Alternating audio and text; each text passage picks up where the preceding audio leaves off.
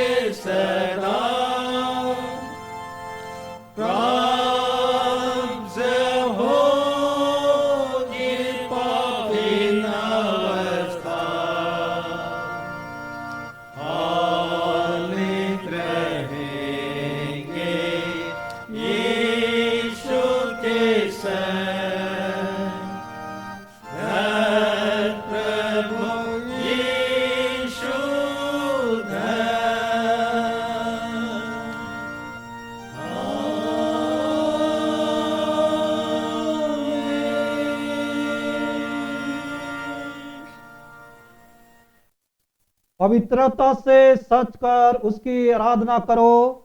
हे पृथ्वी के लोगों, उसके सम्मुख कांपते रहो।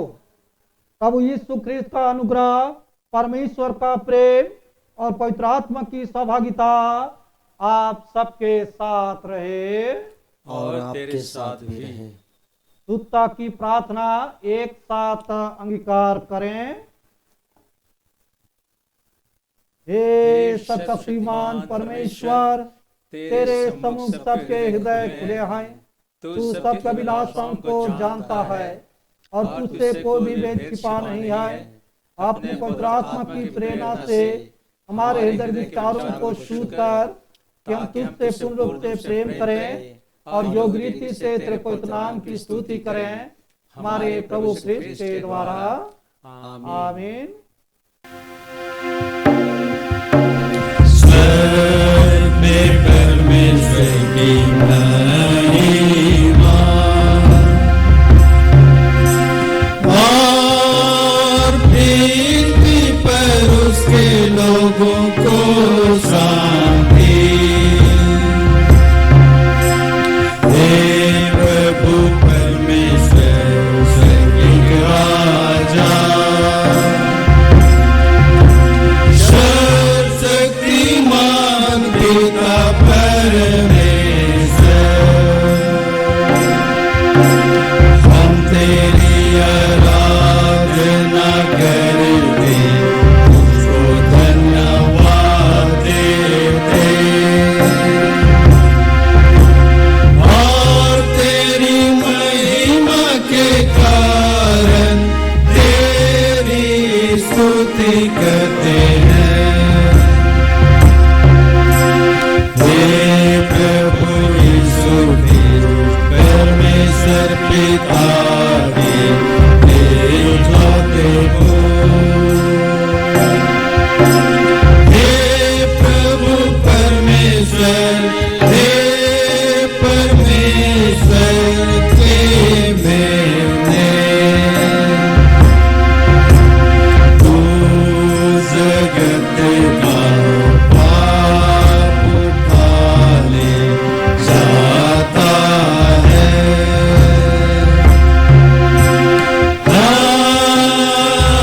हम पर दया कर,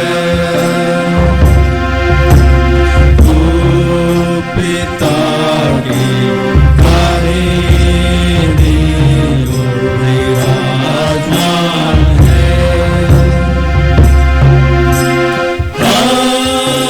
हमारी प्रार्थना स्वीकार कर, क्योंकि केवल तू ही काबिल है। तू ही प्रभु है, तू ही यीशु ख्रिस्त पवित्र आत्मा के साथ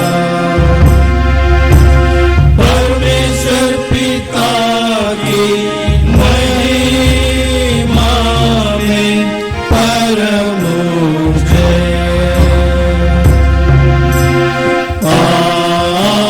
आमीन,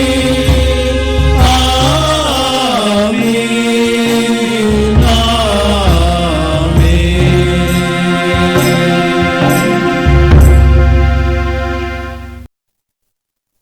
हम प्रार्थना करें। हम आज के कलेक्ट प्रार्थना को हम चढ़ाएंगे। आज पवित्र आत्मा के अवतरण पर्व के पश्चात 12वां प्रभुवार है। इसके निमित्त हम प्रार्थना करें। हे प्रभु, हमारी सहायता कर कि हम तेरे जीवनदायक वचन को विश्वास से ग्रहण करें, ताकि वह हमारे हृदय में जड़ जमा सके और हमारे जीवन में फल उत्पन्न करें। हमारे प्रभु यीशु ख्रीस्त के द्वारा जो तेरे और पवित्र आत्मा के साथ एक परमेश्वर अब और सदा जीता और राज्य करता है। आमीन। हे परमेश्वर, तूने सब जाति के मनुष्यों को एक ही लहू से सारी पृथ्वी पर वास करने के लिए उत्पन्न किया और अपने धन्य पुत्र को इसलिए भेजा कि जो दूर है और जो निकट है दोनों को मेल का प्रचार करें। यह वर्दे कि इस देश के सब लोग तुझे टटोल कर पाएं। और हे स्वर्गीय पिता, उस प्रतिज्ञा को शीघ्र पूरा कर जो तूने की है कि मैं सारे मनुष्यों पर अपना आत्मा उंडेलूंगा। हमारे त्राता यीशु ख्रीस्त के द्वारा। आमीन। हम इस समय हमारे पेरिस और डायसिस के लिए प्रार्थना करें।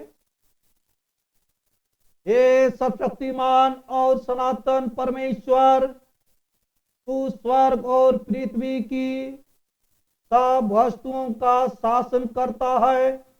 दया कर हम तेरे दास और दासियों की प्रार्थना सुन और इस पेरिस डायसिस को जो कुछ उसकी आत्मिक भलाई के लिए आवश्यक है तो दे।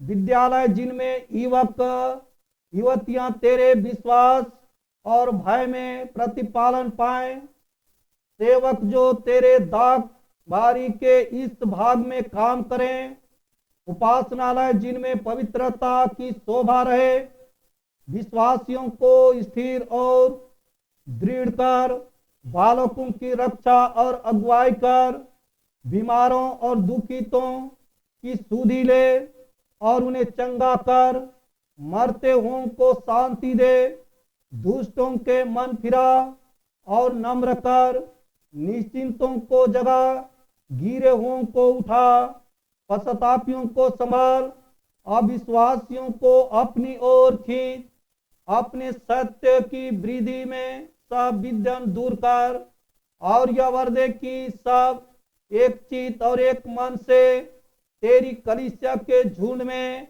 मिले जुले रहें, ताकि तेरे नाम की प्रतिष्ठा और महिमा हो। हमारे प्रभु यीशु ख्रीस्त के द्वारा। आमीन।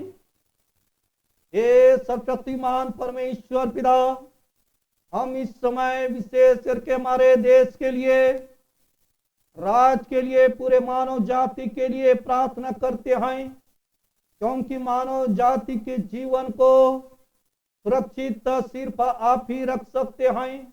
इस विश्वास के साथ में पाते हुए आपके अपने ध्यान को उठाते हैं और प्रार्थना करते हैं, विशेष करके जो कि हमारे बीच में महामारी कोरोना वायरस के संकट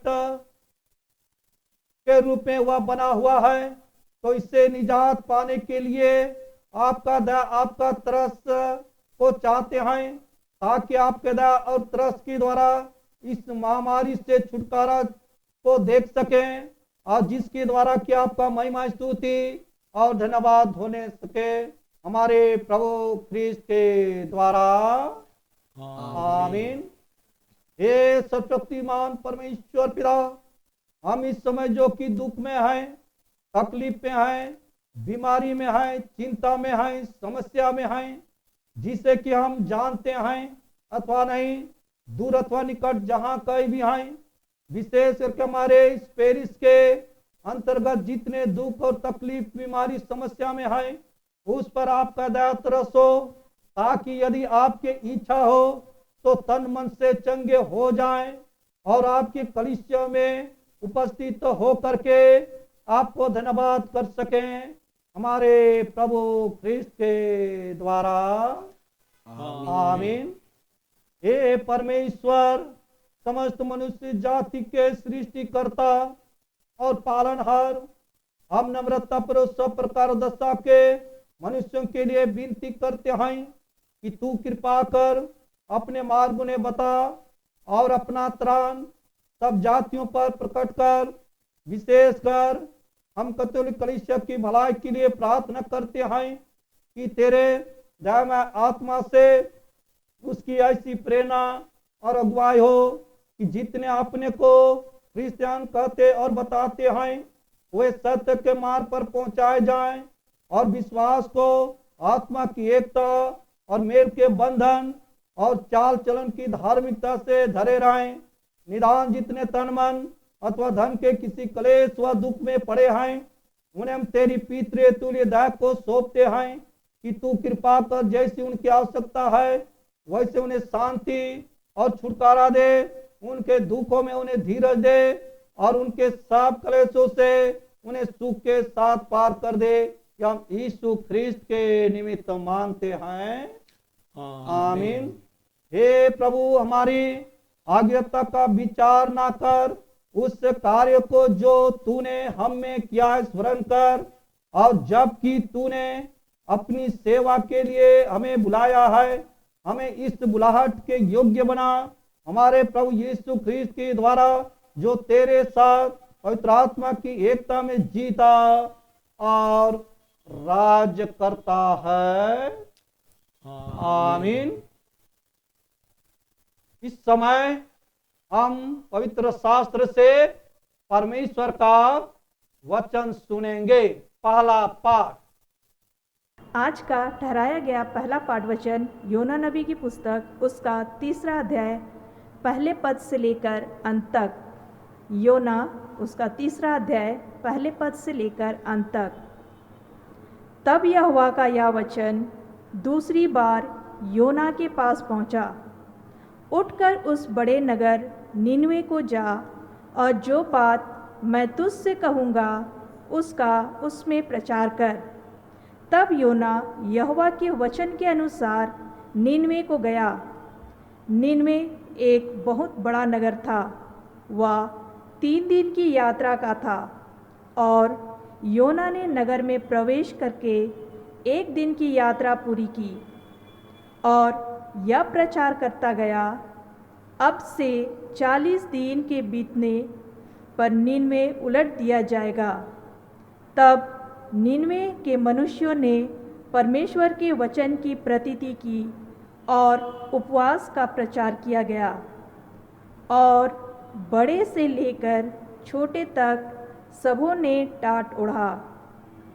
तब यह समाचार निनवे के राजा के कान में पहुंचा, और उसने सिंहासन पर से उठा, अपना राजकीय ओढ़ना उतार कर टाट ओढ़ लिया और राख पर बैठ गया।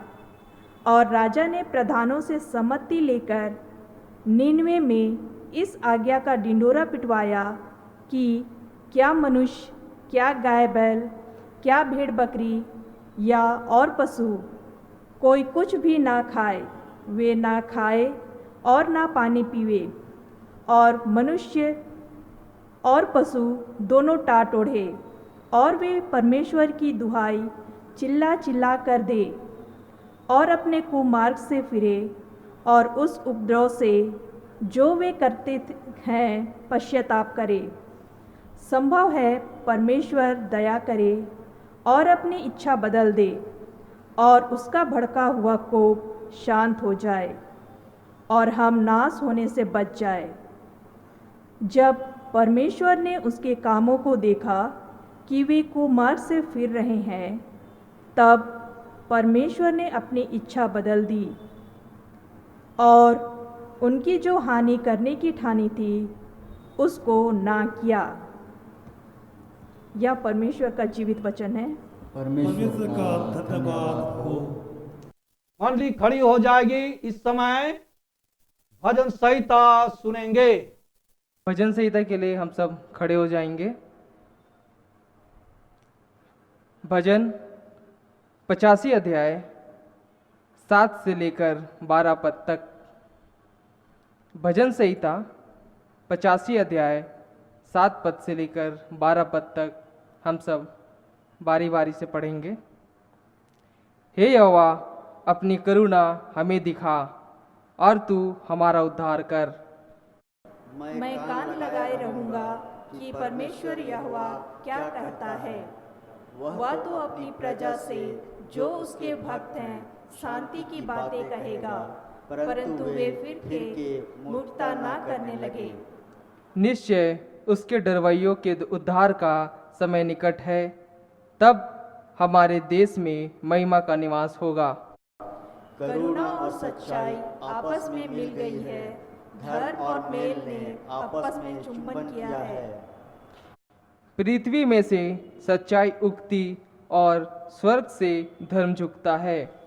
फिर यहोवा उत्तम पदार्थ देगा और हमारी भूमि अपनी उपज देगी। पिता की, पुत्र की और पवित्र आत्मा की महिमा हो, जैसे आदि में थे और अब सर्वदा वरन आमीन। मंडली बैठ जाए। इस समय हम दूसरा पाठ वचन सुनेंगे। आज के लिए ठहराया गया दूसरा पाठ वचन है थिस्सलुनीकियों के नाम पौलुस प्रेरित की पहली पत्री, उसका 1 अध्याय, उसका 1 से 10। थिस्सलुनीकियों पहला अध्याय, उसका 1 से 10। पौलुस और सिलवानुस और तीमुथियुस की ओर से थिस्सलुनीकियों की कलीसिया के नाम जो परमेश्वर पिता और प्रभु यीशु मसीह में है, अनुग्रह और शांति तुम्हें मिलती रहे। हम अपनी प्रार्थनाओं में तुम्हें स्मरण करते हैं और सदा तुम सब के विषय में परमेश्वर का धन्यवाद करते हैं और अपने परमेश्वर और पिता के सामने तुम्हारे विषय के काम और प्रेम का परिश्रम और हमारे प्रभु यीशु मसीह में आशा की धीरता को लगातार स्मरण करते हैं। और हे भाइयों, परमेश्वर के प्रिय लोगों, हम जानते हैं कि तुम चुने हुए हो, क्योंकि हमारा परमेश्वर सुसमाचार तुम्हारे पास न केवल वचन मात्र ही में वरन सामर्थ और पवित्र आत्मा और बड़े निश्चय के साथ पहुंचा है। जैसा तुम जानते हो कि हम तुम्हारे लिए तुम में कैसे बन गए थे और तुम बड़े क्लेश में पवित्र आत्मा के आनंद के साथ वचन को मानकर हमारी और प्रभु की सी चाल चलने लगे, यहाँ तक कि मकीदुनिया और अखया के सब विश्वासियों के लिए तुम आदर्श बने, क्योंकि तुम्हारे यहाँ से न केवल मकीदुनिया और अखया में प्रभु का वचन सुनाया गया, पर तुम्हारे विषय की जो परमेश्वर पर है हर जगह ऐसी चर्चा फैल गई कि हमें कहने की आवश्यकता ही नहीं, क्योंकि वे आप ही हमारे विषय में बताते हैं कि तुम्हारे पास हमारा आना कैसा हुआ और तुम क्यों कर मूर्तों से परमेश्वर की ओर फिरे, ताकि जीवित और सच्चे परमेश्वर की सेवा करो और उसके पुत्र के स्वर्ग पर से आने की बाट जोते रहो, जिसे उसने मरे हुओं में जलाया, अर्थात यीशु की, जो हमें आने वाले प्रकोप से बचाता है। यह परमेश्वर का जीवित वचन है। परमेश्वर का धन्यवाद हो। तो इस समय गीत गाएंगे। गीत नंबर 144। गीत नंबर 144, 144।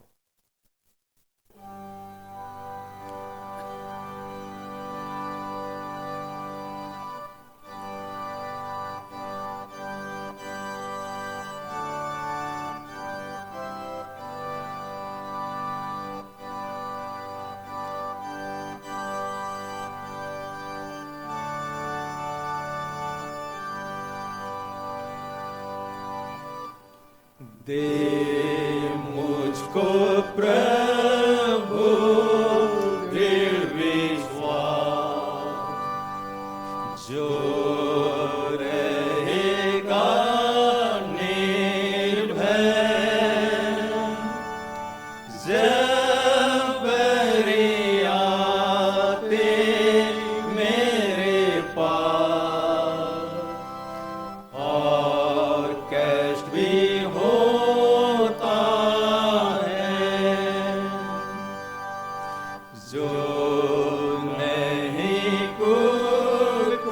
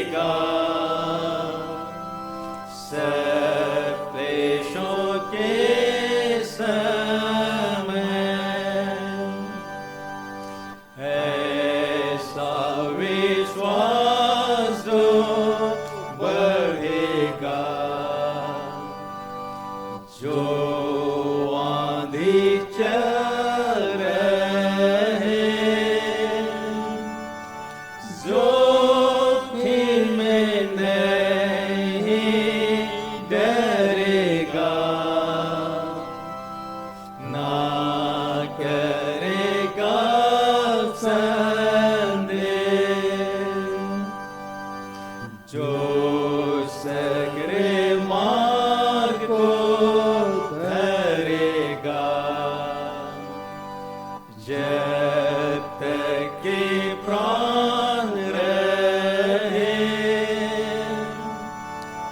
और मरण काल चमकेगा, स्वर्गीय ज्योति से ऐसा विश्वास है प्रभु दे, फिर हो जो होवेगा, कुछ भोगूंगा वो सुख में से, जो स्वर्ग में मिलेगा।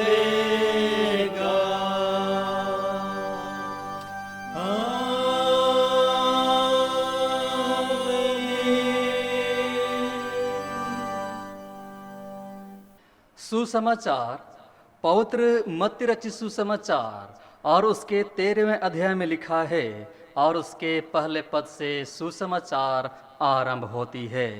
हे प्रभु यीशु ख्रीस्त तेरी महिमा हो। मत्ती और उसका 13 अध्याय उसके 1 पद से 9 पद और 18 से 23 पद।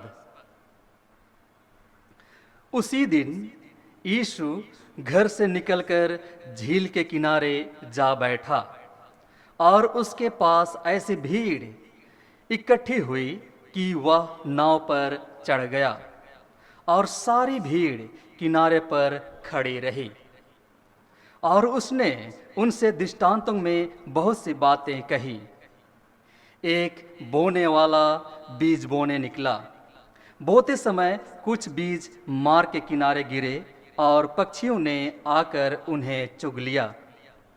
कुछ बीज पथरीली भूमि पर गिरे, जहां उन्हें बहुत मिट्टी ना मिली और गहरी मिट्टी ना मिलने के कारण वे जल्द उग आए। पर सूरज निकलने पर वे जल गए और जड़ ना पकड़ने से सूख गए। कुछ बीज झाड़ियों में गिरे और झाड़ियों ने बढ़कर उन्हें दबा डाला। पर कुछ बीज अच्छी भूमि पर गिरे और फल लाए, कोई 100 गुना, कोई 60 गुना और कोई 30 गुना। जिसके कान हो वह सुन ले। 18 से अब तुम बोने वाले के दृष्टांत का अर्थ सुनो।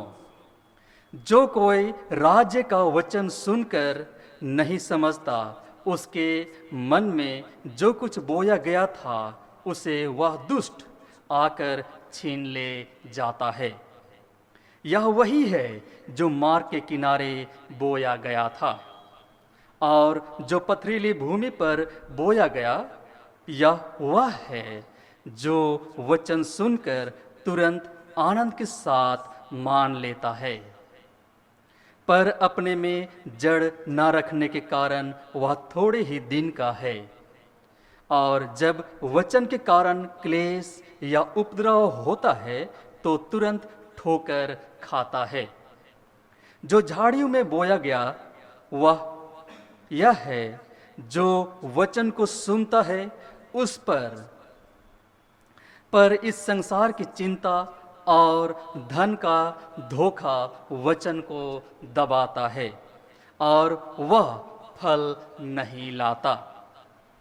जो अच्छी भूमि में बोया गया, यह वह है जो वचन को सुनकर समझता है और फल लाता है, कोई 100 गुना, कोई 60 गुना और कोई 30 गुना।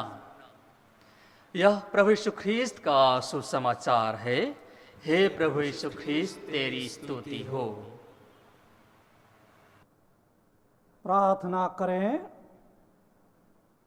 सर्वशक्तिमान परमेश्वर पिता, इस समय आपके पास में आते हुए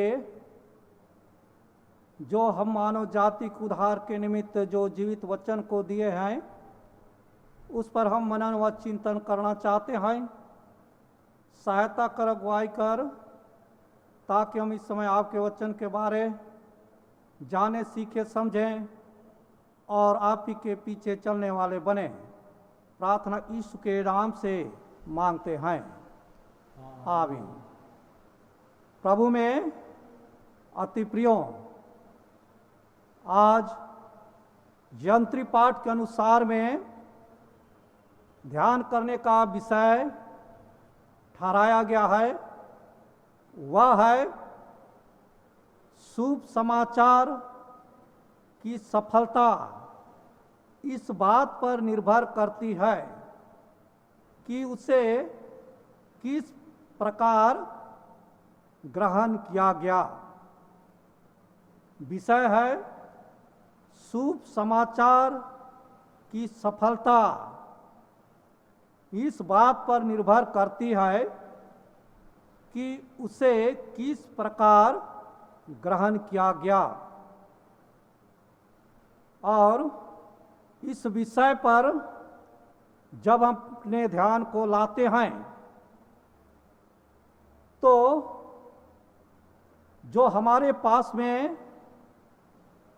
परमेश्वर के द्वारा उपलब्ध किया गया पवित्र शास्त्र बाइबल है, और बाइबल में लिखी गई जो वचन है उस वचन को हम सब परमेश्वर के वचन के रूप में हम सब विश्वास करते हैं। परमेश्वर के वचन के रूप में हम सब ग्रहण करते हैं, और यह परमेश्वर का वचन जो है हम मानव जाति के भलाई के लिए वह उपलब्ध है, और जिसे कि हम एक शुभ समाचार के रूप में हम कह सकते हैं, क्योंकि शुभ समाचार उसे कहा जाता है जो कि हम और आपके लिए भलाई के लिए हो। तो इस विषय पर ध्यान करने के लिए खास करके मैं दो पात्र को मैं याद दिलाते हुए उस पर मैं प्रकाश डालने का प्रयास करूंगा। पहला है यौना नबी और दूसरा है यीशु। तो सबसे पहले मैं यौना नबी के बारे में बोलना चाहूँगा। आज का पहला पाठ वचन के रूप में हम सब सुन रहे थे कि परमेश्वर का वचन जो है यौना नबी के पास में पहुंचता है, और परमेश्वर का वचन क्या था जो कि यौना नबी के पास में पहुंचा, जिसके बारे में हम यौना पहला उसके 2 पद को हम देख सकते हैं। यहाँ पर मिलता है, उठकर उस बड़े नगर नीनवे को जा और उसके विरुद्ध प्रचार कर, क्योंकि उसकी बुराई मेरी दृष्टि में बढ़ गई है। यहाँ पर हम पाते हैं कि नीनवे नगर में जो है वह बुराई फैल गई है, और यह बुराई जो है परमेश्वर के विरुद्ध में है, और जिसके कारण जो है वह परमेश्वर यौना नबी को नीनवे नगर में भेजता है ताकि वह परमेश्वर का वचन, परमेश्वर का आह्वान को जो है नीनवे नगर के लोगों को वह प्रकट करे। लेकिन हम यौना के बारे अगर आगे की कड़ी को देखेंगे तो जो यह वचन परमेश्वर के द्वारा था, उस बात को सुनते हुए भी जो है यौना वह नीनवे नगर नहीं जा करके वह तरसीस की ओर वह भाग चला जाता है। और जिसके कारण जो है हम यौना नबी के जीवन में खास करके 3 संकट को हम देखते हैं। पहला संकट क्या था कि वह परमेश्वर के बात को नहीं मान करके वह तरसीस भागता है, और जिस जहाज में वह सवार हुआ था तो उस समय उनके बीच में जो है वह तूफान आता है, अर्थात संकट आ जाता है। और यह संकट सिर्फ यौना के लिए नहीं, परंतु जितने लोग वह जहाज में सवार थे सभी लोग जो है वह संकट में पड़ जाते हैं। तो इस प्रकार से जो है परमेश्वर के बात को नहीं मानने के कारण वह यौना के जीवन में वह संकट को हम देखते हैं। दूसरा संकट क्या आता है कि यौना को जो है वह समुद्र में जो है डाल देते हैं, समुद्र में फेंक देते हैं। यह भी जो है दूसरा तरह का संकट यौना के जीवन के लिए है। और तीसरा संकट क्या है, वह है कि यौना जो है वह एक बड़ा मच्छ के पेट के अंदर में चला जाता है। तो इस प्रकार से जो है यौना के जीवन में 3 तरह का संकट को हम देखते हैं। यह संकट क्यों आया? इसलिए आता है क्योंकि वह परमेश्वर के आह्वान को, परमेश्वर के वचन को सुन करके वह नहीं माना। प्रभु में प्यारो, आज ठीक वैसा ही हमारे जीवन में जो है संकट आती है। परमेश्वर के बात को हम सुन करके हम जो है उसके अनुसार में हम पालन नहीं करते हैं, चलते नहीं हैं, और जिसके कारण जो है देखते हैं कि हमारे जीवन में, हमारे परिवार में जो है वह संकट आ पड़ती है। और इसलिए जो वचन को जो हम सुनते हैं तो उसके अनुसार में जो है अपने जीवन में हम सबों को अमल करने की आवश्यकता है। अब दूसरा पात्र में हम आते हैं, वह है यीशु मसीह के बारे।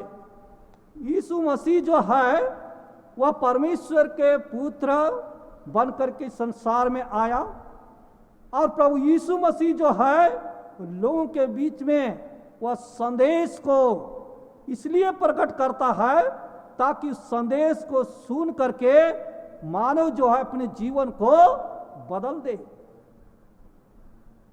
और प्रभु यीशु मसीह जो वचन को इसलिए सुनाते हैं ताकि जो है हमारे जीवन में वह भलाई हो, हमारे भलाई के लिए वो जो है वह प्रभु यीशु मसीह अपने संदेश को जो है हमारे बीच में प्रकट किया।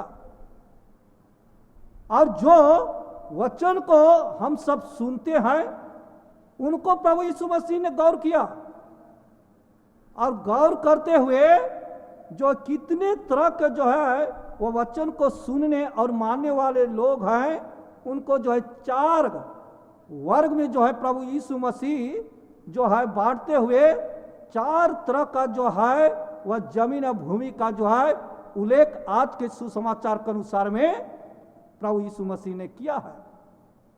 और वह 4 तरह का वह भूमि इस प्रकार से है। पहला है मार्ग भूमि। मार्ग भूमि कहने से हम और आपको समझना है कि मार्ग भूमि कैसा होता है।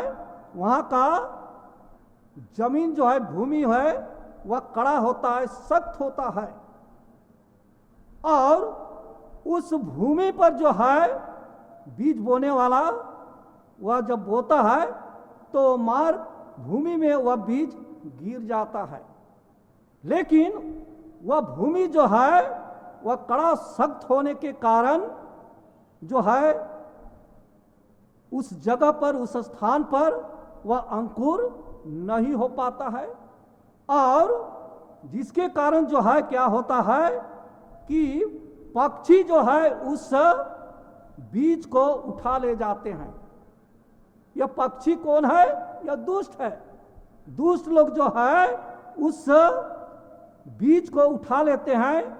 यहाँ पर बीज समझने से हम और आपको यही समझना है, यह बीज जो है परमेश्वर का वचन है, और उनको प्रभु यीशु मसीह ने इंगित किया है जो कि परमेश्वर के वचन को सुन करके भी वह समझते नहीं है। समझ से परे की बात होता है, और जिसके कारण जो है उसके मन, उसके हृदय में वह परमेश्वर का वचन जो है वह जड़ नहीं पकड़ पाता है। अब दूसरी तरह का भूमि का उल्लेख प्रभु यीशु मसीह ने किया है, वह है पथरीली भूमि।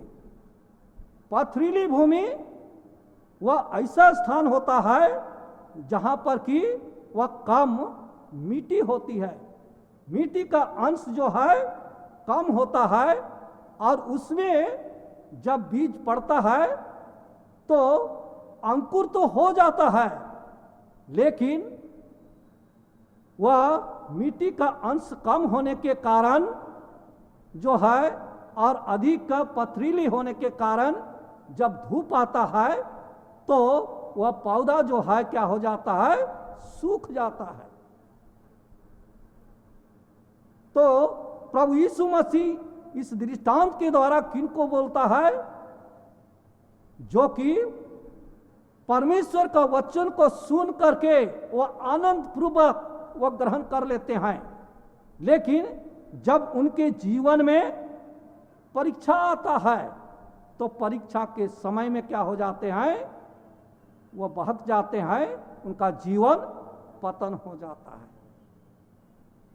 अब जो है तीसरा तरह का भूमि का प्रभु यीशु मसीह ने उल्लेख किया है, वह है झाड़ी या कांटों वाले भूमि।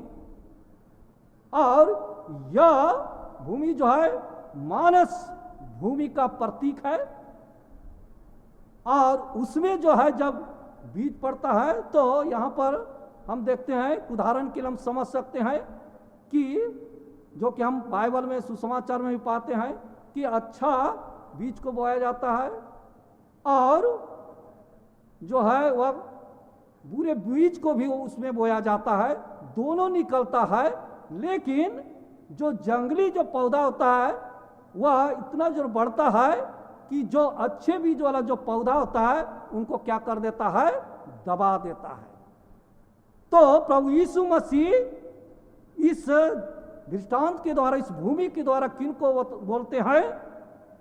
जो कि हम इस संसार में रहते हैं, और संसार में रहते हुए हम व्यस्त रहते हैं, और व्यस्तता के कारण जो है हम यहाँ तक कि परमेश्वर के बातों को सुन करके भी हम जो है उसके अनुसार में चल नहीं पाते हैं, और व्यस्त होने के कारण हम जो है चिंतित रहते हैं, और यह चिंता जो है वह परमेश्वर के बातों को दबा देती है।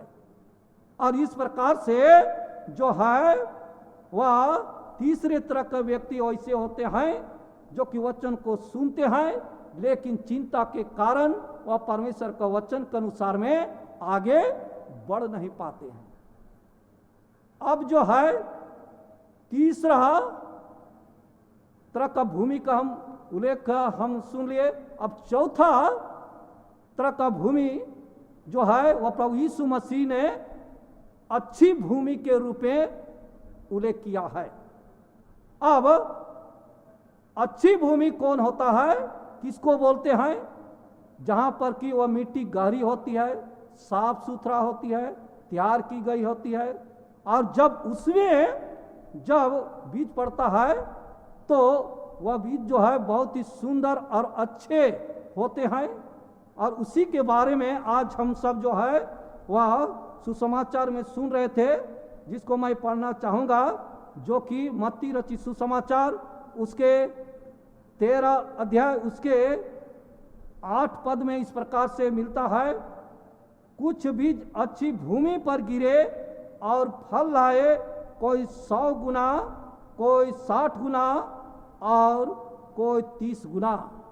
प्रभु प्यारो, इस प्रकार से जो है प्रभु यीशु मसीह 4 तरह का भूमि का उल्लेख किया है। तो मैं कहना चाहूँगा कि इस 4 तरह का जो भूमि का उल्लेख प्रभु यीशु मसीह इसलिए किया है ताकि इसके द्वारा, इस दृष्टांत के द्वारा हम जो है वह प्रभु यीशु के बातों को अच्छी तरह से समझ सके।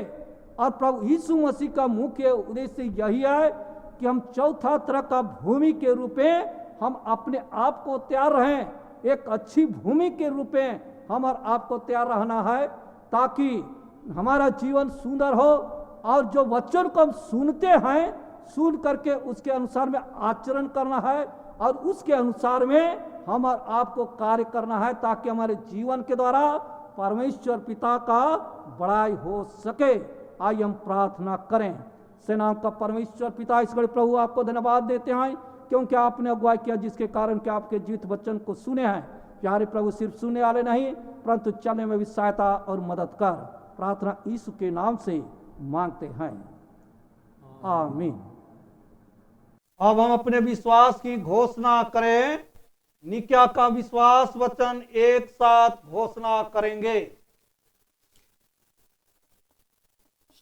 हम एक परमेश्वर सर्वशक्तिमान पिता पर विश्वास करते हैं। वह स्वर्ग और पृथ्वी का और समुद्र एवं अदृश्य वस्तुओं का करता है। हम एक प्रभु यीशु ख्रीस्त पर विश्वास करते हैं।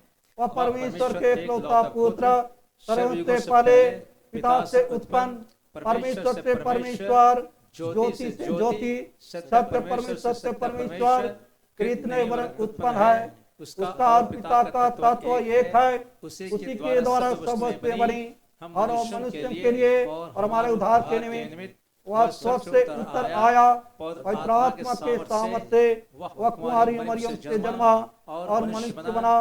पवित्र पिलातुस के शासन में वह हमारे लिए क्रूस पर चढ़ाया गया। उसने दुख भोगा, वह मारा और गाड़ा गया। पवित्र शास्त्र के अनुसार वह तीसरे दिन जी उठा।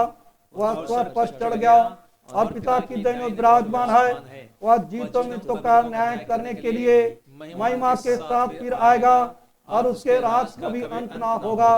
हम पवित्र आत्मा पर विश्वास करते हैं। वह प्रभु और जीवन दाता है। वह पिता और पुत्र से निकलता है। पिता और पुत्र के साथ उस आराधना स्तुति की जाती है। वह नबियों के द्वारा बोला। हम पवित्र सलाह के और प्रेरित कलीसिया पर विश्वास करते हैं।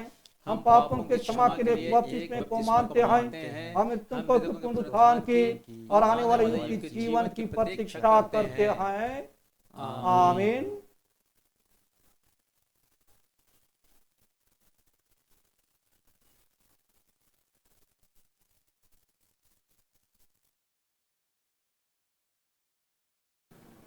मसीह में प्रियो, हमारे प्रभु यीशु ख्रीस्त ने कहा, प्रभु हमारा परमेश्वर ही एकमात्र प्रभु है। तू प्रभु अपने परमेश्वर को अपने संपूर्ण मन, संपूर्ण प्राण, संपूर्ण बुद्धि और संपूर्ण शक्ति से प्रेम कर। यह पहली आज्ञा है। दूसरी यह है, अपने पड़ोसी को अपने समान प्रेम कर। इनसे बड़ी और कोई आज्ञा नहीं। परमेश्वर ने संसार से ऐसा प्रेम रखा कि उसने अपना एकलौता पुत्र यीशु ख्रीस्त दे दिया कि वह हमें पापों से बचाए, स्वर्ग में हमारे लिए निवेदन करता हो और हमें शाश्वत जीवन में पहुंचाए। इसलिए हम पश्चाताप और विश्वास के साथ अपने पापों का अंगीकार करें। हम परमेश्वर की कृपा से उसकी आज्ञाओं का पालन करने का और सब लोगों के साथ मेल मिलाप और प्रेम से रहने का दृढ़ संकल्प करें।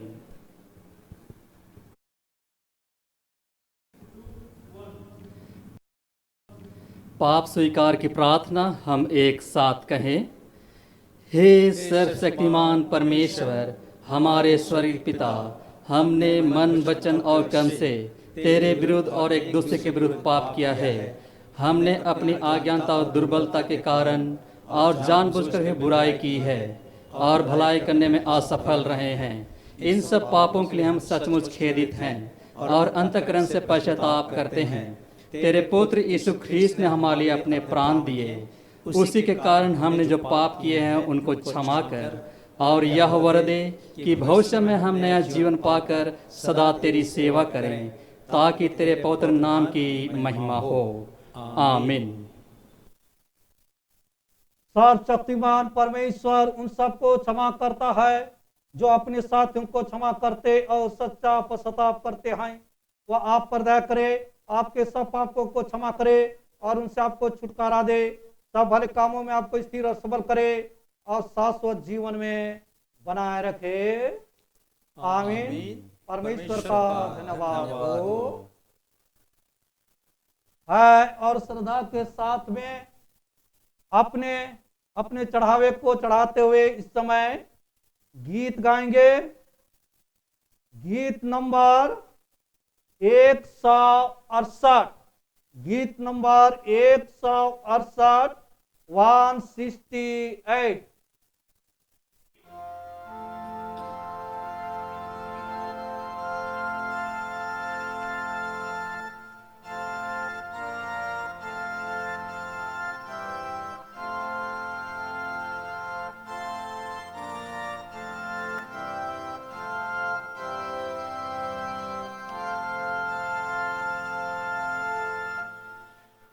आज्ञा हे प्रिया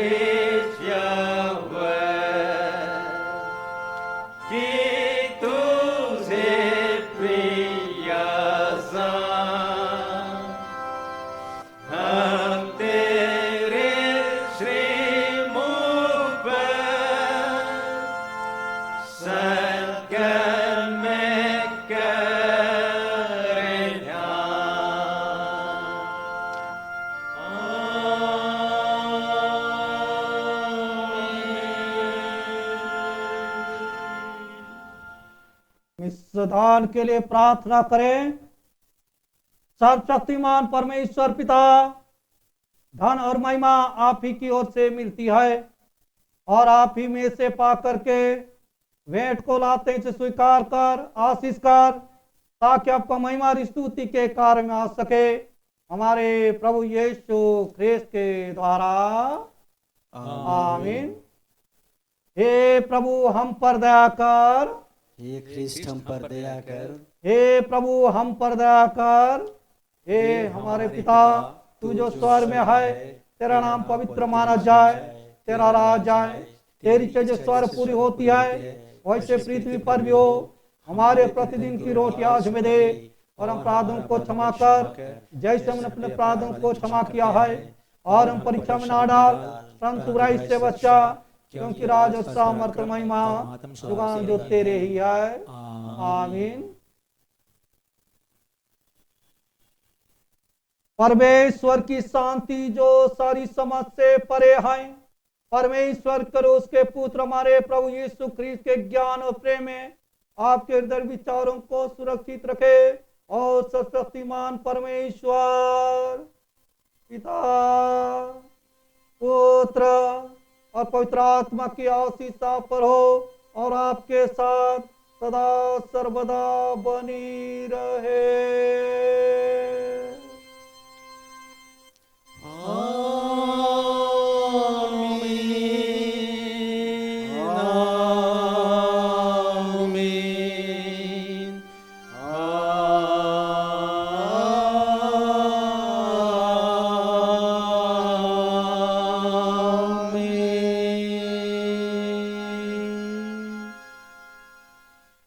गीत गाएंगे, गीत नंबर 159, गीत नंबर 159, 159।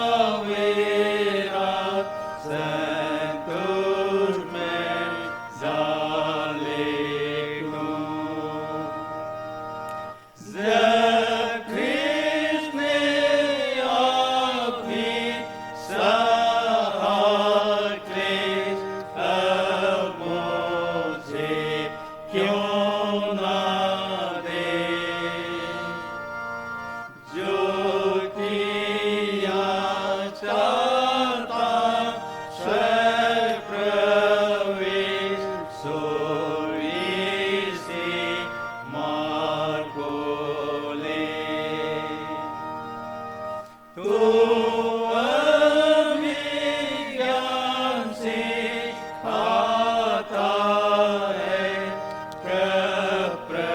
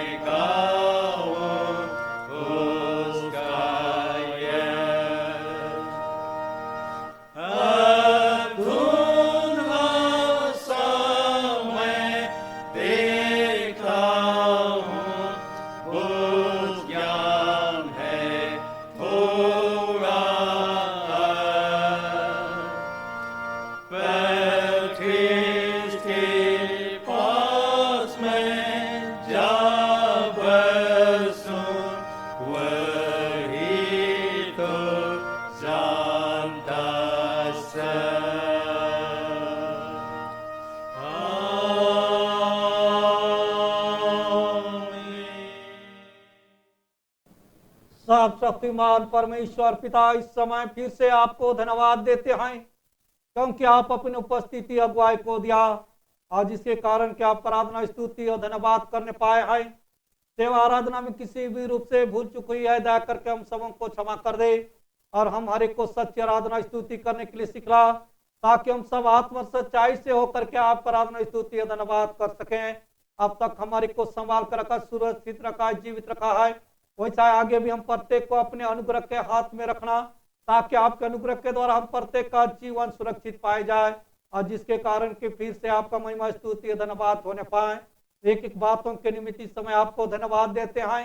धन्यवाद के प्रार्थना को आपके प्रिय पुत्र हमारे उद्धारकर्ता प्रभु यीशु के नाम से माते सुन और दया से ग्रहण कर, आमीन। प्रभु आपके साथ रहे और तेरे साथ भी। हम प्रभु को धन्य कहें, ईश्वर का धन्यवाद हो। हम कुशल से विदा हों प्रभु के नाम से, आमीन। आमीन। यीशु सहाय। यीशु सहाय। सबों को धन्यवाद देते हैं कि आप सभी ने हम प्रत्येक के साथ इस ऑनलाइन चर्च सर्विस में अपनी सहभागिता आपने प्रदान की।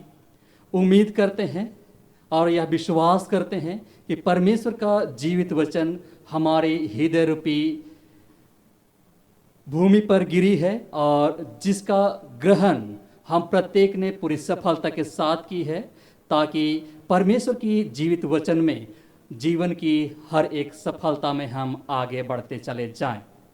साथ ही एक सूचना है कि आप सभी जितने भी प्रार्थना निवेदन देना चाहते हैं आप लोग अवश्य दें, और साथ ही जितने भी धन्यवाद ज्ञापन के निमित्त, धन्यवाद देने हेतु जितनी भी प्रार्थनाएं आप लोग देना चाहते हैं, जरूर करके आप लोग रविवार आराधना के लिए आप प्रदान करें, ताकि हम उसका प्रसारण आप तक पहुंचा सकें। सबों को पुनः धन्यवाद और यीशु सहाय।